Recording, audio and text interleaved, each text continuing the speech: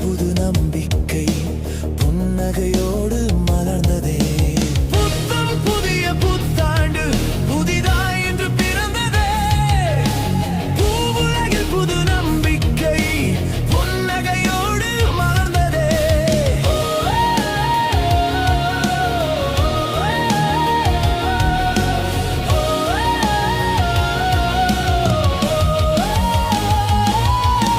பழைய ஆண்டில் நடந்தவை எல்லாம் படமாய் நெஞ்சில் பதியட்டுமே.